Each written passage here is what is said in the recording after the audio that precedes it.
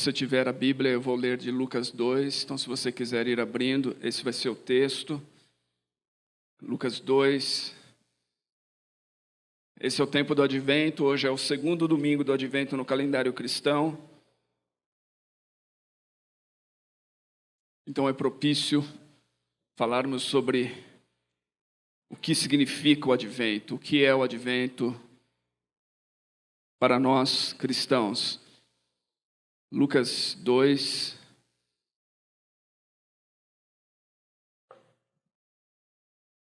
versículos 21 a 35. Eu vou ler da NVI. Diz assim: completando-se os 8 dias para a circuncisão do menino, foi-lhe posto o nome de Jesus, o qual lhe tinha sido dado pelo anjo antes de ele nascer. Completando-se o tempo da purificação deles, de acordo com a lei de Moisés, José e Maria o levaram a Jerusalém para apresentá-lo ao Senhor. Como está escrito na lei do Senhor, todo primogênito do sexo masculino será consagrado ao Senhor, e para oferecer um sacrifício de acordo com o que diz a lei do Senhor, 2 rolinhas e 2 pombinhos. Havia em Jerusalém um homem chamado Simeão, que era justo e piedoso, e que esperava a consolação de Israel, e o Espírito Santo estava sobre ele. Fora-lhe revelado pelo Espírito Santo que ele não morreria antes de ver o Cristo do Senhor. Movido pelo Espírito, ele foi ao templo. Quando os pais trouxeram o menino Jesus para lhe fazerem o que requeria o costume da lei, Simeão o tomou nos braços e louvou a Deus, dizendo: ó soberano, como prometeste, agora podes despedir em paz o teu servo, pois os meus olhos já viram a tua salvação, que preparaste à vista de todos os povos, luz para a revelação aos gentios e para a glória de Israel, teu povo. O pai e a mãe do menino estavam admirados com o que fora dito a respeito dele. E Simeão os abençoou e disse a Maria, mãe de Jesus: este menino está destinado a causar a queda e o soerguimento de muitos em Israel e ser um sinal de contradição, de modo que o pensamento de muitos corações seja revelado. Quanto a você, uma espada atravessará a sua alma.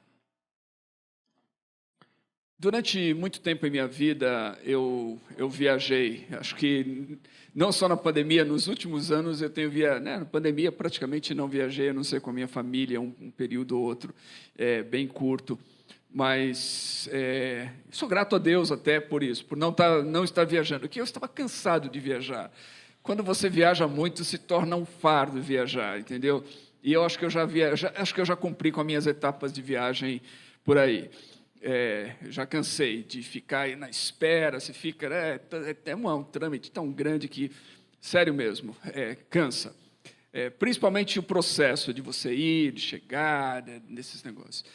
Mas é interessante, quando você viaja, principalmente se você viaja de uma cidade a outra, e se você não está indo com o seu próprio carro, mesmo quando você vai de carro, às vezes tem alguém te esperando do outro lado. Mas se você está pegando um ônibus, se você está pegando um trem, ou se você está viajando de avião, geralmente é comum, às vezes, ter alguém te esperando. Você está indo a algum destino, alguém está esperando você, né? E, então, essa questão da partida e da chegada é bem interessante. Quantas vezes eu fiquei esperando pessoas que estavam chegando, eu perdi a conta de quantas vezes eu fui pegar o David Pierce, por exemplo, que veio tantas vezes aqui para o Brasil, e eu ia buscá-lo lá, e ficava esperando ele, né, e outras pessoas que eu esperei no aeroporto, quanto também pessoas me esperavam, né? E você vai para um outro lugar e alguém falou, alguém vai estar esperando. Quando eu tinha 21 anos, eu fui para a Alemanha pela primeira vez. Eu falei, meu inglês era péssimo, eu achava que abafava, mas, na verdade, era uma coisa assim, grotesca.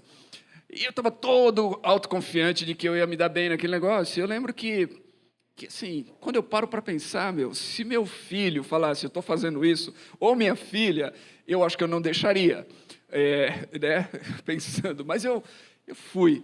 E eu lembro que tinha um cara chamado Emanuel, nunca tinha visto ele, Emanuel, o nome é bom, né? E ele ia me esperar numa estação de trem, na cidadezinha de Mosbach, uma cidadezinha minúscula na Alemanha. Mas para chegar lá eu tinha que pegar trem, trocar de um para o outro. Eu nunca tinha feito isso, nunca tinha saído assim, era sozinho, na Alemanha. E foi um negócio impressionante. Eu lembro quando eu cheguei naquela estação, era tarde, inverno alemão, escuro, assim, 5 horas já está escuro. Eu cheguei naquela estação, assim, eu fui o único que desceu do trem naquele lugar, naquela plataforma. Eu olhei assim, não tinha ninguém na plataforma. Eu olhei de um lado, eu olhei do outro e falei, e agora? O que eu faço? Nada, ninguém. Aí o trem já ia saindo assim, o que eu faço? Aí de repente apareceu um cara lá na ponta, assim, começou a andar na minha direção. E era o Emanuel. Emanuel, glória a Deus por ele. Aí ele foi lá, me pegou e me levou ao lugar. E, gente, quando eu lembro dessas coisas, foram tantas viagens assim, tantas coisas. E chegadas e partidas tem tantas emoções, na verdade, né? De você se despedir de alguém que está indo embora. Ou de alguém que está chegando depois de uma longa viagem, um parente, um amigo.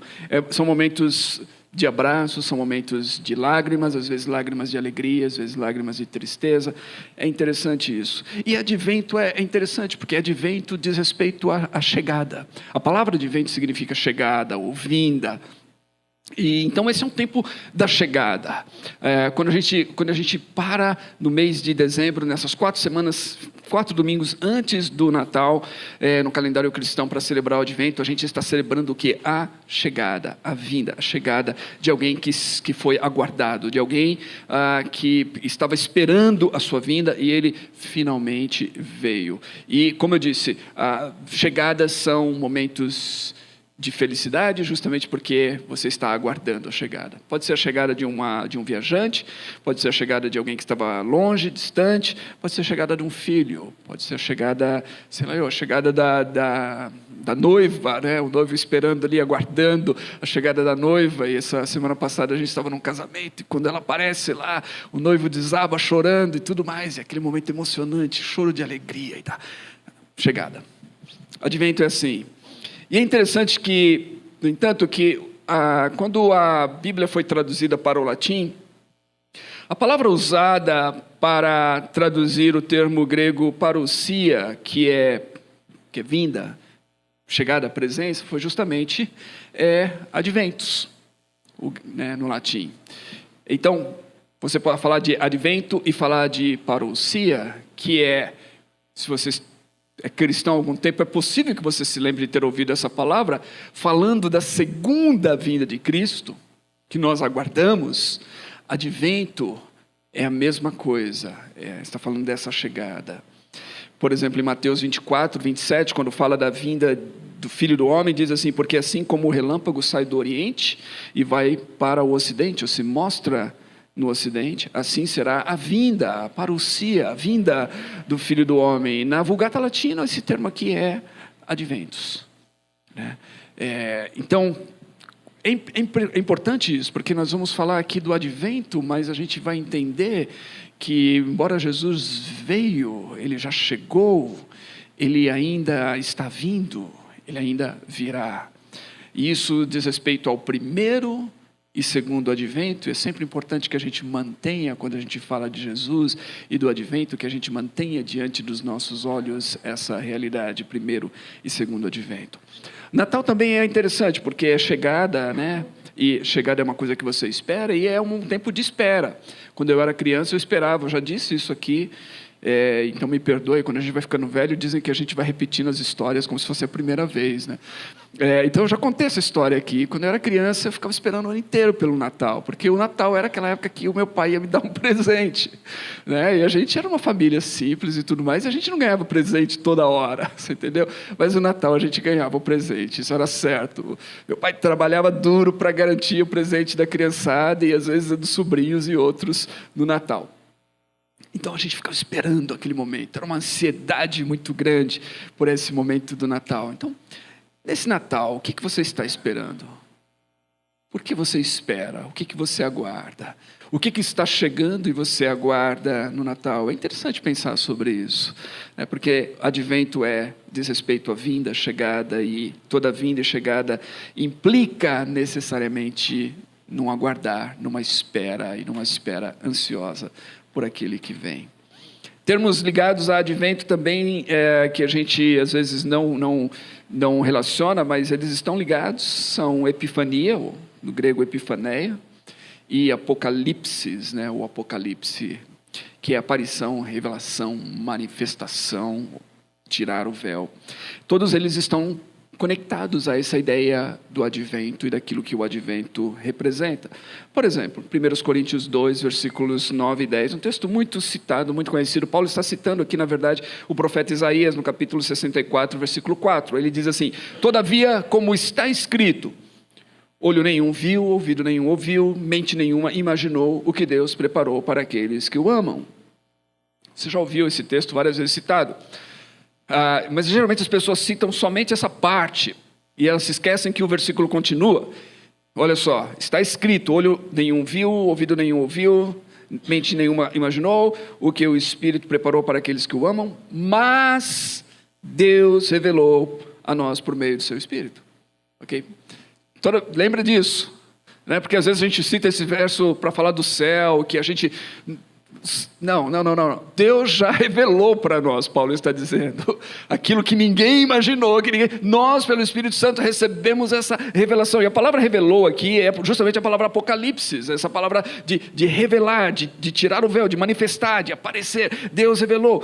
O que Paulo está falando aqui? Paulo está falando daquilo que nós já recebemos por meio de Cristo, foi manifesto a nós, pelo Espírito Santo, em Cristo Jesus. É mais ou menos aquela que você já ouviu também, né, que a gente está aguardando pelo melhor de Deus, e como alguém já disse, não, o melhor de Deus a gente não está aguardando, ele já veio, o melhor de Deus é Cristo, e ele já veio, e no Natal a gente celebra a vinda dele, a gente aguarda pela sua segunda vinda. Então, advento é isso, diz respeito à vinda de Jesus e ao aguardar a sua vinda. E muitos aguardavam a vinda de Jesus, evidentemente, naqueles dias.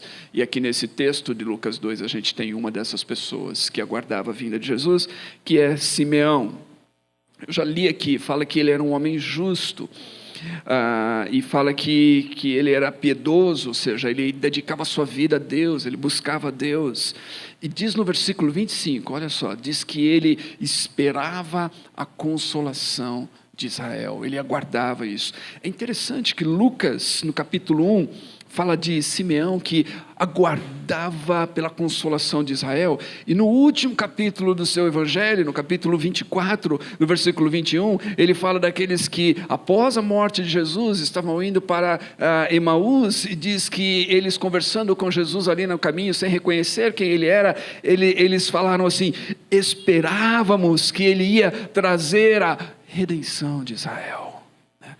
Essa espera, esse anseio, isso marcava a vida das pessoas naquela época. Eles estavam aguardando a vinda do Messias, estavam esperando por aquele que iria consolar, aquele que iria redimir, aquele que iria mudar a sorte. O André, quando começou esse culto aqui, falou justamente disso, de você imaginar um povo que estivesse debaixo de uma opressão tão grande. Esse era o povo de Israel naquela época, e eles esperavam por esse momento em que viria o Messias de Deus, que iria trazer consolo, que iria trazer redenção, que iria trazer libertação a Israel.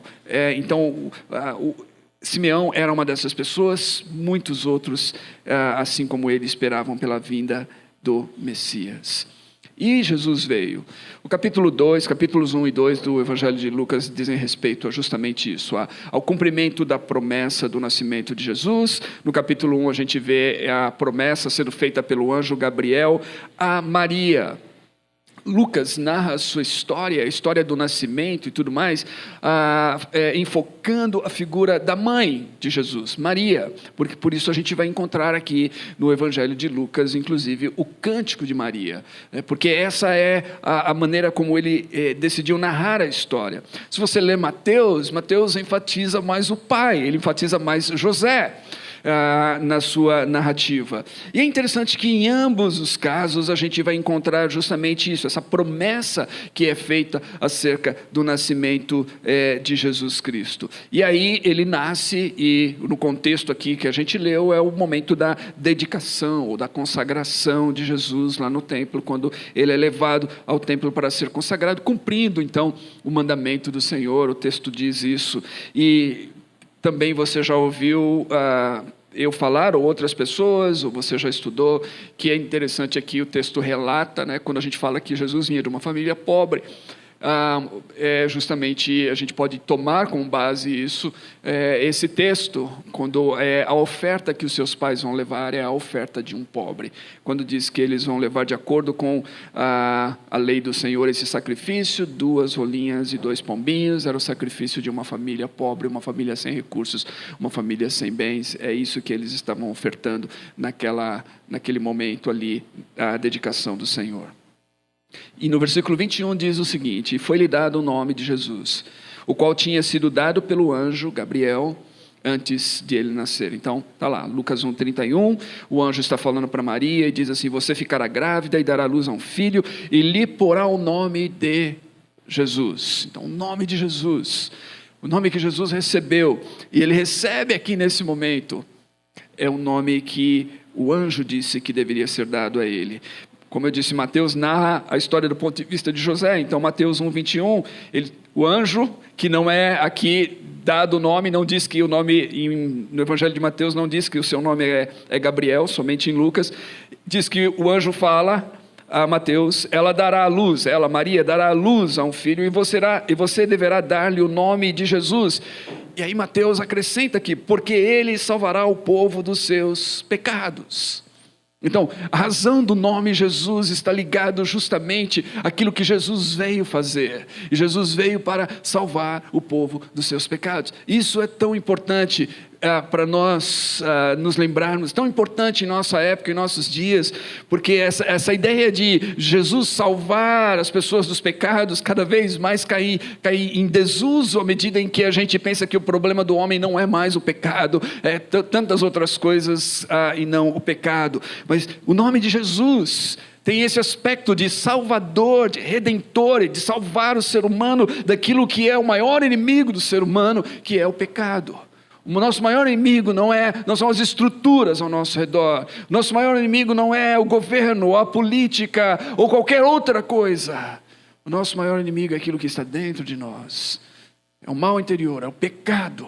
E Jesus veio para salvar-nos dos nossos pecados. E a partir daí, sim, há propostas de redenção, de restauração, de mudança, inclusive de uma nova sociedade.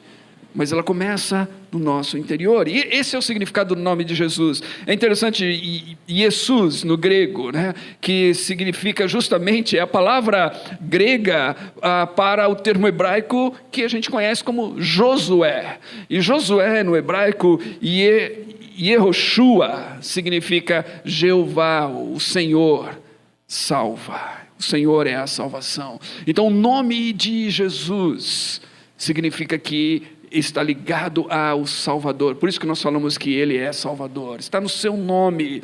E foi esse o nome que o anjo disse que os pais deveriam dar a Ele. Por isso Ele recebeu esse nome. Eu acho lindo a passagem de Pedro em Atos capítulo 4, quando ele está diante do Sinédrio. E ele está sendo acusado porque ele havia dito a um homem coxo na entrada daquele templo naquele dia: eu não tenho prata nem ouro, mas o que tenho te dou, em nome de Jesus Cristo, levanta-te e anda. E aquele homem coxo começou a andar, saltar, glorificar a Deus. As pessoas ficaram impressionadas com aquilo, mas os líderes religiosos judaicos, aqueles mesmos que perseguiram Jesus por tantas curas, aqueles mesmos que levaram Jesus a julgamento, que levaram Jesus diante das autoridades romanas para ser condenado e crucificado, estes mesmos, eram os mesmos. Agora convocam Pedro para prestar depoimento. Por que isso aconteceu? O que aconteceu? Por que aquele homem havia sido curado e toda aquela confusão? E aí no capítulo 4, verso 8, diz assim: então Pedro, cheio do Espírito Santo, disse-lhes: autoridades e líderes do povo, visto que hoje fomos chamados para prestar contas por um ato de bondade em favor de um aleijado, sendo interrogados de como ele foi curado, saibam os senhores e todo o povo de Israel, que por meio do nome de Jesus Cristo, o Nazareno, a quem os senhores crucificaram, mas a quem Deus ressuscitou dos mortos, este homem está aí curado diante dos senhores. Este Jesus é a pedra que vocês, construtores, rejeitaram e que se tornou pedra angular. Não há salvação em nenhum outro, pois debaixo do céu não há nenhum outro nome dado aos homens pelo qual devamos ser salvos. Nessa manhã nós cantamos aqui sobre esse nome maravilhoso, sobre esse nome lindo, sobre esse nome poderoso. Esse é o nome de Jesus, o Salvador. Jeová, o Senhor é salvação, o Senhor salva, e esse nome tem poder. E a igreja primitiva proclamou esse nome tem sido proclamado, e nós devemos continuar proclamando esse nome. Tentaram calar, tentaram impedir que esse nome fosse anunciado, e assim tem feito ao longo da história. Muitos têm tentado impedir, mas não há, como Pedro diz, não há salvação em nenhum outro. Não existe nenhum outro meio para a salvação a não ser Jesus Cristo. Nenhum outro meio para a salvação a não ser Jesus Cristo. Está claro nas Escrituras. Isso é importante, novamente, importante que a gente se lembre, porque à medida em que nós vamos vendo a relativização de tantas coisas, né, o relativismo moral e de ideias, e até mesmo entrando dentro da esfera da religião, a gente tem pessoas que vão tentar relativizar isso daí e dizer que a salvação pode acontecer de outras maneiras. Essa é a maneira como como você e eu que somos cristãos pensamos, mas tem a maneira de outro, daquilo. Os cristãos entendem isso. Só Jesus é Deus, só Jesus foi dado da parte de Deus para a salvação. Só Ele morreu na cruz. Não há salvação em nenhum outro. Por isso nós precisamos anunciar o nome de Jesus e proclamar. No Natal e no Advento nós devemos nos lembrar disso. Não diz respeito a um Papai Noel. É triste na nossa sociedade hoje, porque a gente vê que cada vez mais o Natal diz respeito a tantas coisas, menos Jesus. Houve um tempo, talvez, que dizia respeito a Jesus. Em alguns lugares as pessoas se lembram de Jesus, mas cada vez menos em nossa sociedade o Natal está conectado à pessoa e à obra de Jesus Cristo. Ele é o Salvador. Agora, o que é salvação? Nota como está conectado nas Escrituras.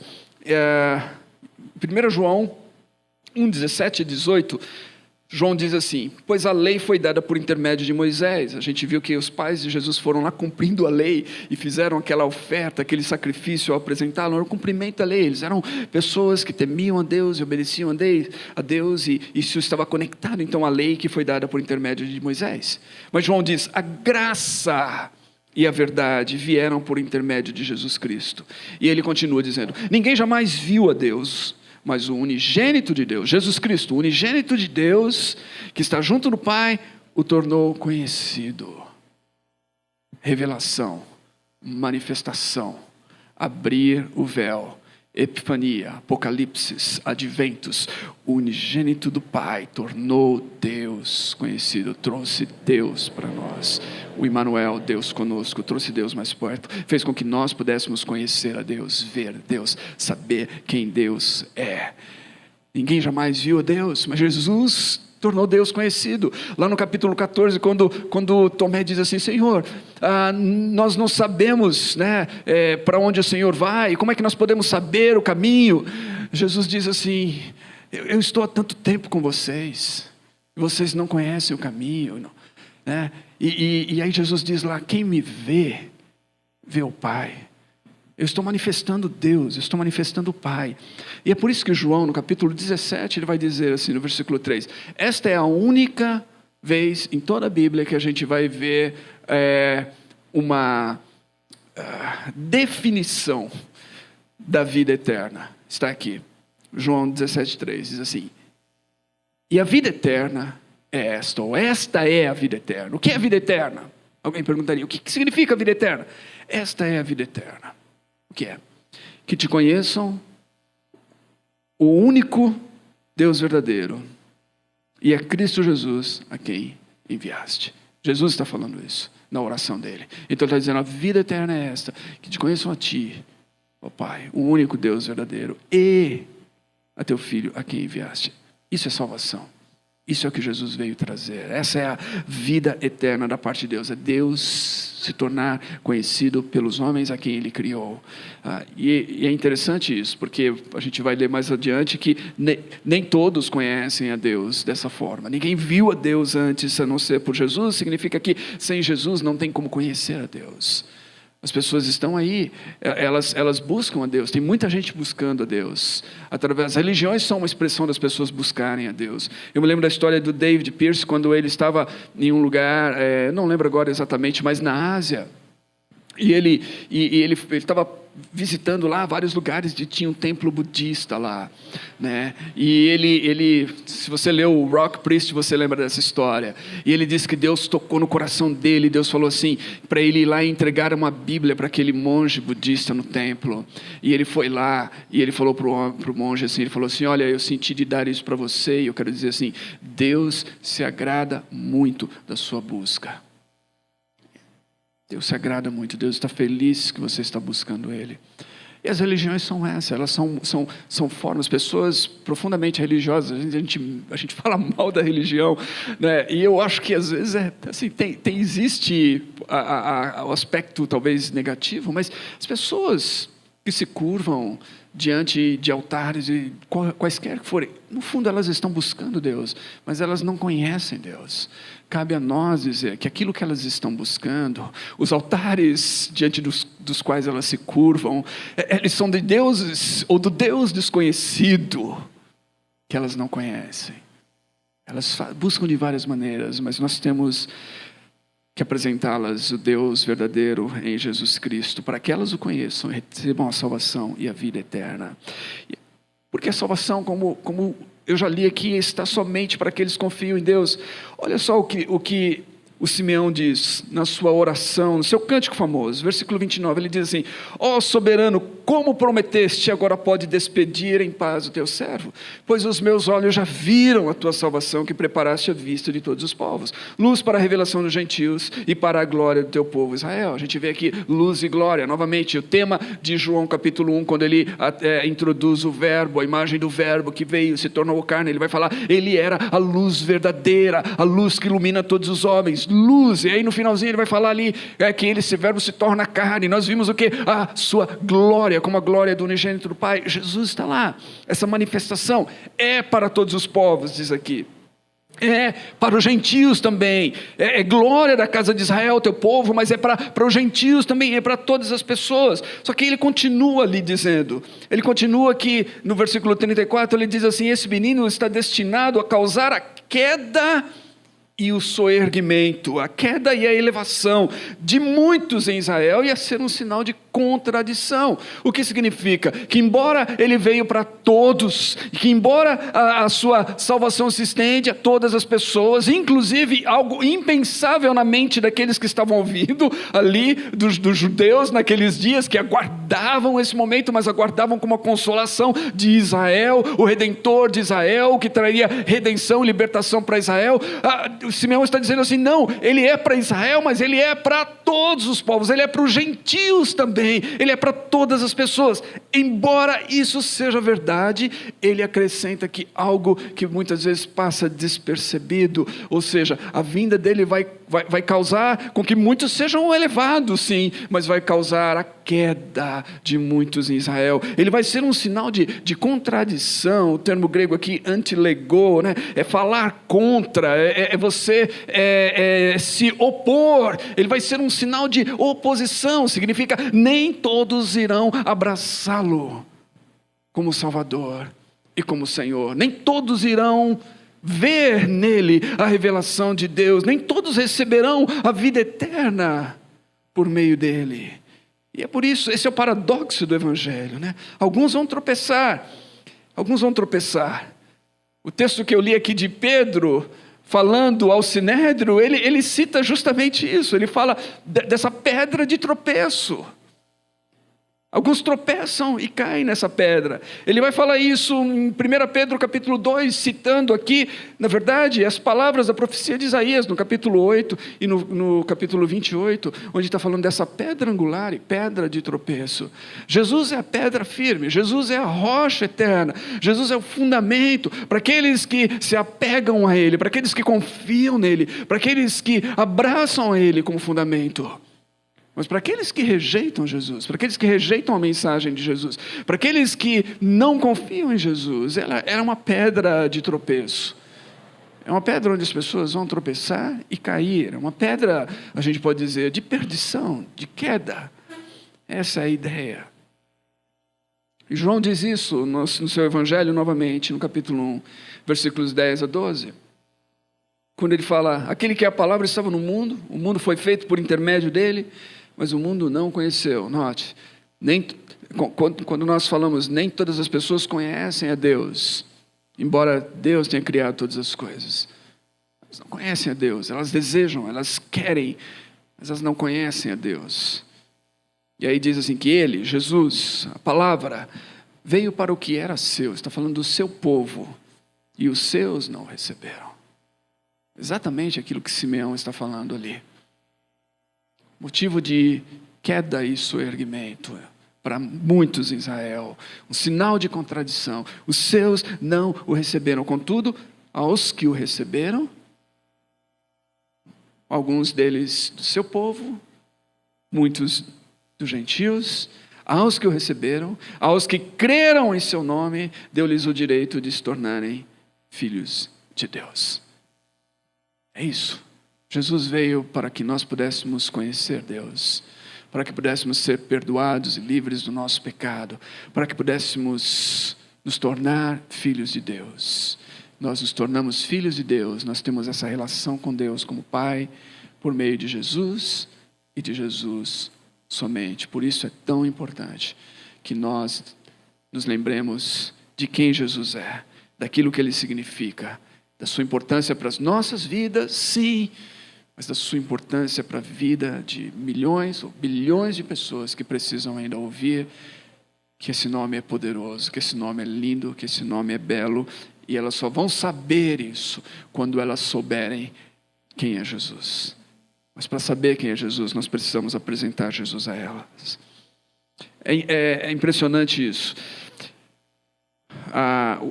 O advento é a manifestação do Senhor Jesus.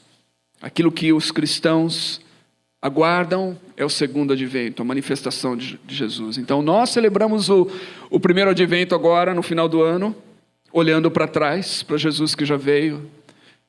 Daqui a pouco nós vamos celebrar a ceia, onde nós declaramos aquilo que Jesus fez por nós, mas nós também declaramos o segundo advento, porque todas as vezes que nós celebramos a ceia juntos, nós anunciamos a morte do Senhor até que Ele venha. Segundo advento.